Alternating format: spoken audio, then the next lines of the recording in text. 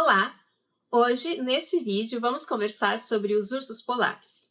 Mitos, lendas, simbologias, comportamento e representações arquetípicas associadas a esse animal.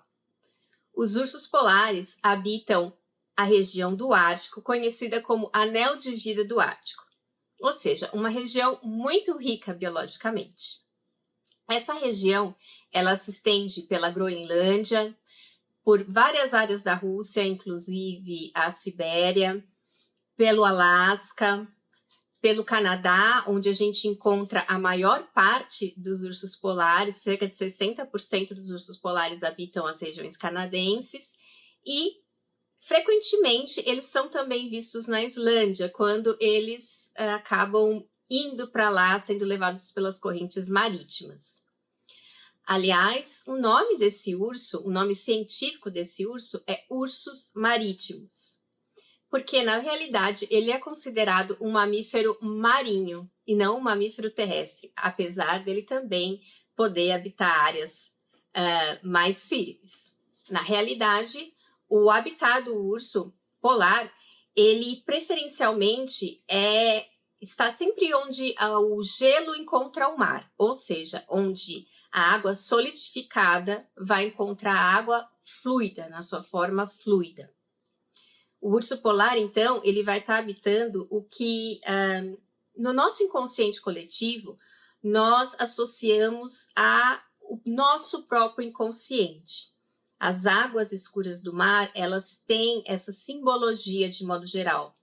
Elas representam o que nós não enxergamos dentro de nós, os mistérios que estão dentro de nós. O que é perigoso e o que está escondido, que pode ser bom ou pode ser ruim.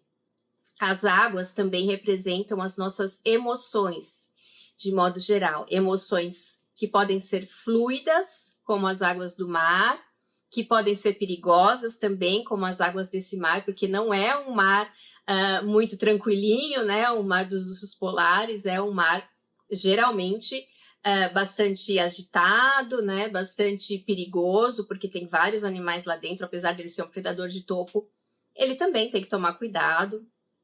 E também o gelo, que representa a água em sua forma estática, sua forma de frieza emocional. Então, nós temos um mar cheio de emoções, que podem ser revoltas, que podem ser calmas, que são misteriosas, que está cheio de vida, que está cheio de coisa lá dentro do nosso inconsciente, e uma água fria, fixa. E aí nós temos a figura, então, do urso polar navegando entre essas emoções, entre a frieza, o calculismo, a falta de sentimento e de emoção, que é uma água dura, rígida, e uma emoção que pode ser quase descontrolada, que é a do mar revolto. E esses ambientes entre mundos, eles são muito importantes para sociedades que têm práticas xamânicas, como a gente vai ver daqui a pouco, porque são mundos onde a transformação se faz mais visível aos olhos dessas sociedades xamânicas, porque tudo para essas sociedades xamânicas está em transformação, o mundo não é fixo.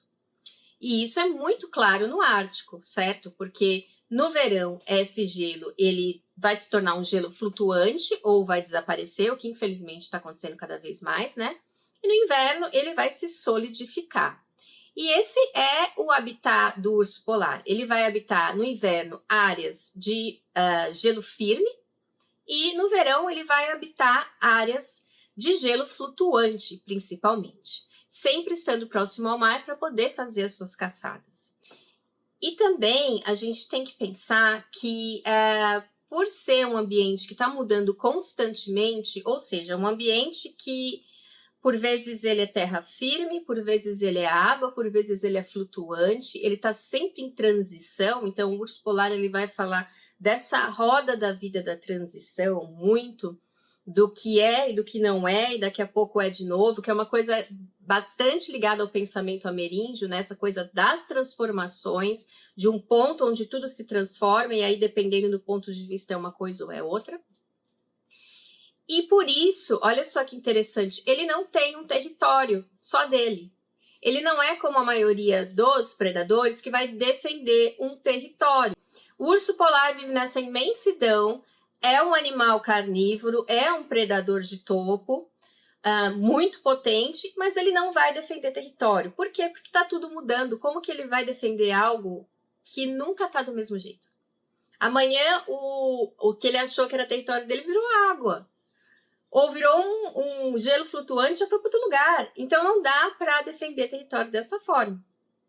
Isso também é bastante interessante e nos leva muito a pensar sobre o que estamos defendendo como fixo em nossas vidas. Porque se nós formos pensar, nada é fixo nessa vida. Isso sempre foi um ensinamento de Buda, por exemplo. Nós estamos em constante transformação. Nada é fixo. Você não vai durar para sempre, as pessoas que você ama não vão durar para sempre, elas vão seguir na roda de Sansara, vão seguir na evolução.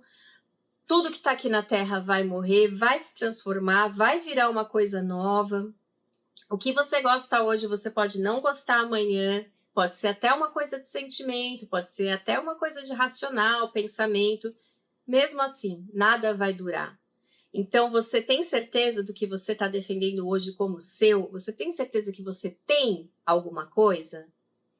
Mesmo esse corpo, será que ele é seu? Ou será que ele é parte de algo maior da natureza e você só está ocupando permanentemente como espírito uma parte dessa materialidade? É isso que o urso polar, uma das coisas, né, que o urso polar vem trazer pra gente. Nada é permanente. Eu moro na água. A água às vezes é gelo, às vezes é mar, às vezes ela é um pedaço de gelo que sai por aí. Como é que eu vou defender alguma coisa como minha? Os ursos polares apresentam uma diferença significativa de tamanho entre os machos e as fêmeas. Eles vivem de 30 a 40 anos e todo o corpo deles, claro, é especialmente feito para viver no Ártico em um clima absurdamente hostil, né? Menos de 50 graus, pode fazer lá. Então, ele é todo preparado para isso. Uma coisa muito interessante, que também parece assim muito xamânica, é que o pelo do urso polar não é branco, ele é transparente. Ou seja, ele parece uma coisa que ele não é e ele reflete uma cor que não está lá.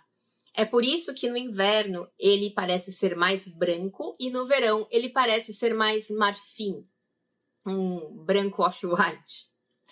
Porque ele vai realmente refletir a luz. Então, refletindo a luz, refletindo o que está fora, ele torna-se outra coisa. Mais uma vez, essa questão da transformação. E por que ele torna-se outra coisa? Para se mesclar melhor com o ambiente, para ter uma melhor camuflagem. Ou seja, para utilizar isso para sua sobrevivência, para sua caça. E também o resto do seu corpo, a conformação, ele tem um focinho um pouco mais fino, um corpo um pouco mais esbelto, apesar do tamanho gigantesco dele, do que um urso pardo, por exemplo. Uma orelhinha mais redondinha, menorzinha, porque ele é todo feito para perder a menor quantidade de calor possível. A pele dele é preta, olha só que interessante. Então, debaixo daquele pelo transparente, tem uma pele preta, para justamente absorver mais calor. Olha como ele é um urso mágico. A gente já tá vendo aí que é uma coisa assim, nada é o que parece ser nesse bicho. É claro que a pelagem dele é muito grossa, ele tem bastante subpelo, o que deixa ele bem mais quente. Tem uma grossa camada de gordura, que também ajuda, e uma circulação toda diferenciada e adaptada para manter mais calor nesse corpo dele. As patas dele são adaptadas para o nado, porque ele é o ursus marítimos. As pernas, as patas. E as patas também têm garras retráteis, né? Ele não fica, então, raspando no gelo sem necessidade. E são bem grandonas, que faz tipo aquelas raquetes de andar na neve, né? A pata dele. As patas da frente, inclusive, são maiores do que as patas de trás. Como predador, o urso polar é o mais carnívoro da família Ursidae, a família dos ursos, né? E o seu principal alimento é uma espécie de foca chamada foca anelada. Mas ele também pode comer outras focas, pode caçar pequenas aves, pequenos mamíferos, ovos, pode se alimentar também de vegetação, quando ela existe, de gramíneas. Pode também, ocasionalmente, caçar morsas, belugas e etc. Ele tem alguns tipos de caça. Os principais tipos de caça do urso polar é a caça à espreita, que ele fica à espreita em um buraco que as focas usam para vir respirar, né? Aqueles buracos no gelo. Então, ele sendo branco, ele se camufla super bem, ele até coloca um pouco de neve por cima dele, fica bem escondidinho ali. E aí, quando a foca sobe nesse buraco, né, de respiração, ele pega a foca. Esse tipo de caçada, ele foi muito imitado pelos habitantes do Círculo Polar Ártico. E isso constitui uma das razões pelas quais esses povos, de modo geral, consideram que o urso é uma pessoa. A gente vai falar sobre isso. Outros modos de caça incluem a perseguição da presa quando uma foca está descansando, por exemplo, em um gelo firme, e também ataques a ninhos de focas, né, onde ficam a mãe e os filhotes. Muito raramente ele caça no mar, embora isso também possa acontecer, mas o negócio dele é caçar na interface do gelo e do mar, porque ele é o animal da transformação, ele é o animal realmente símbolo do xamã. Os ursos polares são animais de hábitos solitários, mas se unem em certas épocas do ano, por exemplo, para a reprodução. A fêmea, quando ela acasala com o macho, ela vai acasalar mais ou menos na primavera e ela vai reter esse óvulo fecundado mais ou menos até o outono, que é quando ela vai começar a cavar uma toca bastante longa, às vezes com 3 compartimentos dentro, onde ela vai ficar e tentar passar o inverno todo ali. E aí vai dar início à sua gestação. Ela vai ficar, então, sem comer, em um estado parecido com hibernação. Não é hibernação, mas é parecido. É uma certa sonolência ali, ela não come e tal, não sai. E também os machos, para passar o inverno, podem entrar nesse estado de semi-hibernação, podem cavar tocas, podem ficar mais ou menos tempo dessas tocas, podem sair para se alimentar. Alguns machos, principalmente os mais jovens, eles ficam pouco tempo dentro das tocas, eles preferem sair para se alimentar e caçar mesmo no inverno. A mãe, então, vai ter os seus filhotes ali e os filhotinhos vão ficar com ela de 2 a 3 anos, é bastante tempo que ela vai realmente ensinar tudo para esses filhotes, como é que faz para caçar. É um ambiente difícil, né, de viver. É um ambiente de transição, é um ambiente onde nada é fixo, onde o lugar que eu caçava antes não é mais o lugar que eu caço hoje, porque já mudou, porque é água, porque é gelo, porque não tem mais iceberg onde tinha. Então, a mãe ela tem que passar muito conhecimento para esses animais, para que eles se preparem para viver num ambiente de tanta transição. Se a gente for pensar, todos nós e todos os seres vivos vivem em um ambiente de transição, é que a gente não percebe. Alguns não são tão óbvios quanto esse ambiente polar, mas nós também estamos vivendo em uma situação onde nada é fixo. Achados arqueológicos comprovam que a relação entre ursos polares e humanos é bastante antiga. Nós temos sítios arqueológicos na Rússia datados mais ou menos de 3.400 anos antes de Cristo, que já tem restos de caça de urso polar, de garra, de maxilar, que eles utilizavam como adornos e também como ferramentas, né? Talvez também tivesse alguma função ritualística. Nós temos vários sítios nessa região que tem datações bastante antigas também e que tem restos ósseos ou de unhas de ursos polares. Em um enterramento em particular, que é o sítio de Ekven, que é o sítio que tem vários enterramentos inuits, que é essa cultura que habitou o norte do Alasca, do Canadá, em áreas da Groenlândia, por exemplo, nós temos a mais antiga estatueta em forma de urso polar. E também no rio Pegtimel, na Rússia, há diversos painéis com arte rupestre e nesses painéis há cenas de ursos polares e de humanos caçando ursos polares também. Falando sobre as mitologias desses povos do Círculo Polar Ártico que habitavam áreas nas quais eles conviviam e ainda convivem com ursos polares, nós temos em comum, em todos eles, a ideia de que o urso polar de certa forma, um humano, ou tem o mesmo status que um humano. Ou é um humano que se tornou urso, ou é um outro tipo de humano. Mas, de qualquer forma, eles veem o urso como igual. O urso polar, ele é tido como o rei dos ursos. Ele tem um lugar muito especial nessas mitologias. E entre os inuits, ele é chamado de Nanook. O termo para urso polar seria Nanook, um dos termos. E ele teria um nascimento mítico que não se sabe muito bem, não se tem muita certeza dentre eles, mas existem mais ou menos duas possibilidades. Ele teria surgido dos dedos cortados da deusa Sedna, ou ele seria o marido da deusa... Não, ele seria o filho da deusa Sedna com um cão. Já vou explicar. A deusa Sedna, bom, Sedna era uma mulher muito bonita, que vivia ali em uma aldeia inuit, mas que nunca queria se casar com ninguém. Ela não encontrava nenhum amor naquela aldeia ou nas aldeias próximas, e ela só iria se casar por amor. Só que Sedna se apaixonou por um cão, por isso que o urso polar seria o filho dela com esse cão. E a população achou isso um horror, uma aberração, né? Uma mulher não poderia se casar com um cão.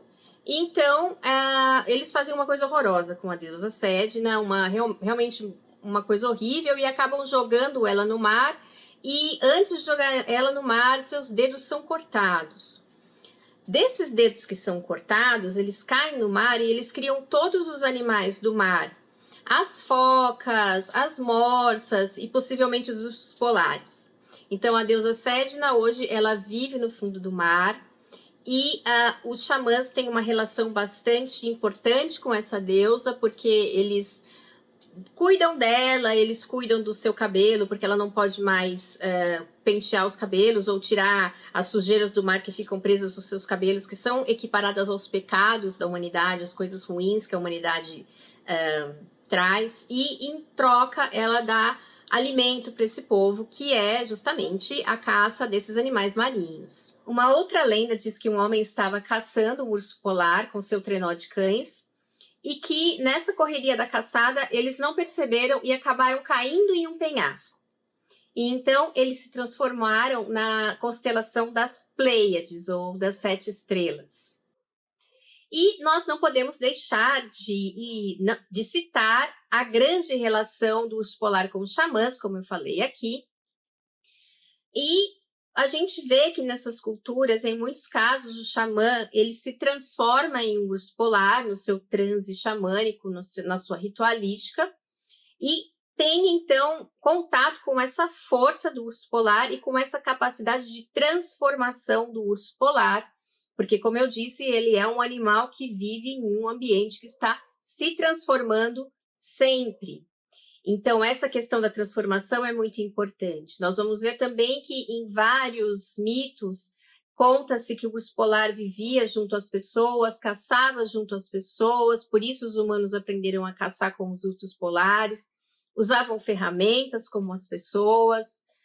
Os Inuit, eles acreditam que quando se caça um urso polar, porque até hoje eles caçam, porque eles precisam fazer as suas roupas, precisam fazer os seus sapatos, etc., quando se caça um urso polar, ele tem que ser muito honrado, eles levam muito a sério essa questão de honrar os animais, eles pedem para que o urso polar se dê a ser caçado, né? Antes de sair, eles fazem uma reza, pedem que o urso polar se entregue a eles para que entrar no ciclo da vida e da morte, e eles acreditam que ao caçar um urso polar, essa vai ser uma boa morte para o urso polar, e ele vai ter uma boa vida no entrevidas dele. Porque eles acreditam nessa questão reencarnatória também, inclusive que pessoas podem reencarnar em ursos e vice-versa. Então, mas quando eles caçam, além de fazer toda essa ritualística, eles têm toda uma série de tabus que eles têm que seguir, uma série de regras que eles não podem não seguir, por isso que é um tabu. Então, eles têm que, por exemplo, pegar a pelagem do urso que eles acabaram de caçar e colocar por cima do iglu e deixar lá por um certo tempo e dar como oferenda para esse urso que se foi Se ele for macho, ele tem uma certa quantidade e tipos de oferenda, que envolve ferramentas de caçada, por exemplo. Se ele for fêmea também, inclui facas e etc. Que então eles têm que seguir estritamente esse tabu. Se eles não seguirem esse tabu, esse urso pode amaldiçoar toda aquela vila e então as caças podem ficar muito difíceis de serem feitas. Então, o urso polar, ele está entre essa figura mais ou menos humana, mais ou menos urso, né? Essa coisa da transformação. E é entre essa figura que pode ser boa ou que pode ser ruim, dependendo do ponto de vista e dependendo do que acontecer, que, como eu disse para vocês, é uma visão ameríndia puramente. Desde aqui, a pontinha do Chile até lá, o Alasca, nós vamos ver que as populações ameríndias, elas trabalham com a transformação e não com conceitos fixos. Então, nada é uma coisa. O urso é bom ou o urso é ruim. Não. Tudo depende, porque as coisas podem se transformar. E assim também é com o urso polar. Existem várias lendas nas quais esse urso, então, volta para se vingar de maus tratos, de uma certa vila, por exemplo, que não quis compartilhar o seu alimento com a vila mais próxima, ou ele volta para ajudar as pessoas de um afogamento, por exemplo, ele pode trazer essa pessoa de volta ao gelo firme. Tudo depende, tudo se transforma. E como comprovação disso, existe também o Tornasuk, na mitologia inuit, que é um urso polar também, que é considerado uma divindade muito poderosa, que controla todos os peixes e todos os mamíferos do mar. Portanto, se você ofender a Tornasuk, você vai ficar sem comida, porque ele controla toda a fonte de comida desse povo. Lembra que nós estamos no Ártico, no Círculo Polar Ártico, e lá não tem fazendinha, não tem plantaçãozinha, não tem hortinha. É só proteína animal mesmo. Então, eles dependem diretamente dessa vida, desse círculo polar. Então, essa divindade é muito respeitada, logicamente, e antes de sair para pescar, os inuits, então, fazem oferendas a Tornasuk para que eles possam, então, pescar em paz. Em muitas lendas ele é visto como um deus bondoso e muitas vezes ele é visto como um demônio. Tudo depende. Muitos povos da Rússia, como os Khanty, os Koryak, os Yakut, eles acreditam que o urso, de alguma forma, o urso polar se transformava em humano ou que ele era um humano que foi transformado em urso. Existem lendas, por exemplo, dos Khanty que falam que a divindade maior suprema tinha um filho, brigou com esse filho brigou com ele e esse filho então foi jogado na terra e ficou preso em uma árvore e o tempo que ele ficou ali preso ele cresceu pelos e então se tornou um urso. Em outras lendas de outros povos, um homem muito bravo, que estava muito revoltado com alguma coisa, entrou na floresta e quanto mais ele entrava, mais animal ele ficava e ele acabou virando um urso, enfim. E existem muitas lendas também de transformação, como se esse animal fosse o que a gente entende como lobisomem. Só que não um lobo, um urso. Então, pessoas que podiam se transformar em ursos e voltar a ser gente, era uma crença bastante comum. Dentre os povos que habitam a região de Chukotka, na Rússia, acredita-se que o urso polar vive em uma ilha distante, e que nessa ilha existem ursos polares que vivem exatamente como pessoas. Eles têm casa, eles caçam, eles cuidam da sua casa, cuidam da família, igualzinho às pessoas. Em algumas lendas dizem que são ursos mesmo, outras dizem que são ursos com rostos de pessoas. E acredita-se que eles estariam, na verdade, falando dos inuits que vivem nas Américas, ou seja, no Alasca, do outro lado da Rússia, porque eles teriam visto essas pessoas de longe, teriam visto uma coisa toda peluda, igual um urso, né, com pele de urso e com um rostinho humano ali.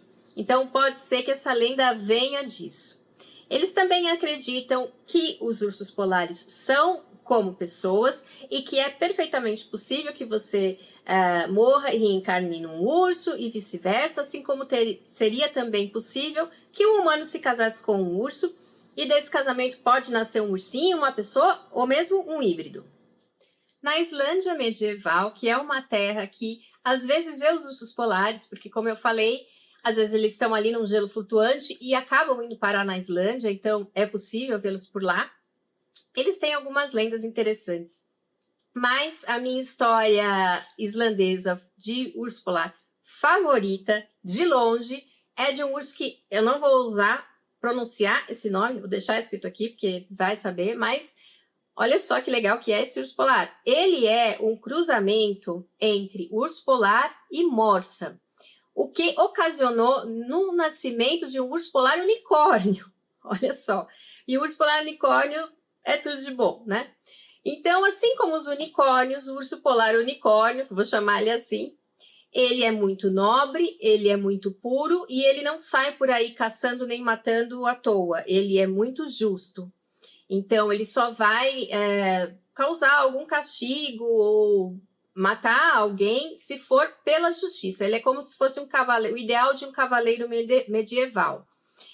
Esse urso também, o seu unicórnio, ele brilha no escuro, ele faz com que ele consiga enxergar. Então, na noite polar, naquela época do ano em que tudo está escuro, né? 6 meses de escuridão, então ele tem esse brilho natural e ele seria, então, uma reencarnação da bondade, da justiça, de tudo que é certo, de tudo que é harmônico. Na Noruega, nós temos também a lenda do urso polar chamado Valemon, que é uma lenda muito interessante porque ela se parece muito com o mito grego de Eros e Psique, de alguma forma. Então, Valemon era esse urso, né, que vivia na floresta e que tinha uma coroa linda, maravilhosa, de flores douradas, né, de ouro. E havia um rei que tinha 3 filhas, e a filha mais nova, ela falou que tinha sonhado com uma coroa assim, e o rei tentou fazer para ela, chamar os ourives lá para fazer essa coroa, ninguém acertava, até que um dia ela viu o urso e falou, não, o urso tem a coroa que eu quero. E o rei tentou roubar a coroa do urso, o rei tentou mandar as outras filhas, que ele gostava menos que essa, para pegar a coroa do urso, não deu nada certo. Quando foi essa filha, que era a favorita do rei, que ele não queria que ela fosse embora, quando ela foi encontrar o urso disse a ela para montar nele que ele iria levar ela com ele e que ela poderia ficar com a coroa, e ela sim o fez. Quando eles chegaram lá no castelo do urso, o urso ele se transformava em pessoa, em gente, todas as noites e ia se encontrar com esta princesa todas as noites no quarto, assim como o mito de Eros e Psique, no qual Psique encontra o monstro que ela casou, né, todas as noites no quarto, e ela não pode acender a luz para ver a cara dele nunca. A mesma coisa era com essa princesa e com esse urso, então ela não sabia que ele era gente. Só que assim como Psique, ela acaba ficando muito curiosa, porque ela percebe que não é um urso que está lá toda noite, e ela acaba acendendo a luz e vendo que é um humano. E ele fica muito bravo, assim como Eros também ficou muito bravo com Psique, porque nesse caso o urso diz que era uma maldição de uma bruxa e que faltava muito pouco para ele quebrar essa maldição, faltava só alguns meses. Se ela tivesse continuado ali quietinha, tudo ia dar certo. Então ele falou, e agora eu sinto muito, mas eu vou ter que voltar pro castelo dessa bruxa e me casar com ela, porque esse vai ser meu destino. Aí essa princesa fica desesperada e tem toda uma história que ela vai atrás do urso, assim como Psique vai atrás de Eros e tem que fazer, no caso de Psique ela faz várias tarefas para agradar a Afrodite. No caso dessa princesa, ela encontra várias casas de pessoas que dão instrumentos que vão ajudá-la, instrumentos mágicos. E aí ela finalmente, cheia desses instrumentos mágicos, chega lá na casa da bruxa, que o príncipe está preso lá, e ela implora à bruxa que ela passe pelo menos uma noite com o seu amado, e a bruxa faz de tudo para dar tudo errado, para nenhum dos instrumentos mágicos dela funcionar, o príncipe está dormindo, enfim, milhares de coisas, até que um dia ela consegue dar um desses instrumentos mágicos de presente para a bruxa e consegue enganar ela para que ele fique acordado quando ela vai se encontrar com ele à noite. E aí eles bolam um plano juntos e o plano deles envolvia que no dia do casamento, na hora que essa bruxa estivesse passando por cima de uma ponte, que ela ia no lugar do casamento, né? Ela e todo o seu séquito iriam cair, porque eles tinham sabotado essa ponte. E aí, finalmente, essa princesa fica com o seu urso polar, que se torna um príncipe. Por fim, eu gostaria de falar de uma obra moderna, que é do autor Philip Pullman, que é A Bússola de Ouro, da trilogia Fronteiras do Universo, em inglês Golden Compass, da trilogia His Dark Materials, que quem não leu, eu recomendo muito que leia. Tem também um livro que é sobre A Bússola de Ouro, que só tem um filme, acabou sendo feito um filme só, de 2007, que é muito bom, mas tem a trilogia inteira na HBO, com o nome da série é His Dark Materials. E nesse livro, o autor, ele fala muito sobre esses mitos do norte, né? Sobre esses mitos de Svalbard, que é essa região da Noruega que é habitada por ursos polares. E além de ser um livro incrível, ele tem um personagem muito importante, que é o Jorg Bernstein, que é um urso armado. E para ele conta que havia, então, uma vila onde viviam ursos armados, bastante, lembra aquela história da vila onde viviam ursos, só que na versão dele eram os Armored Bear, que são os ursos armados que viviam num castelo, que agiam como pessoas e que queriam muito ser pessoas. Enfim, não vou contar a história toda, mas o Jorg Bergson, ele se torna amigo da principal personagem, que é a Lara Belacqua, e ele vai ajudar ela em toda a trilogia, e ele é esse urso guerreiro, esse urso que é muito bravo, mas que também tem um coração muito grande, mostrando toda essa questão dos dois lados do urso, né? Do gelo e da água. Espero que vocês tenham gostado desse vídeo. Até semana que vem com um novo animal.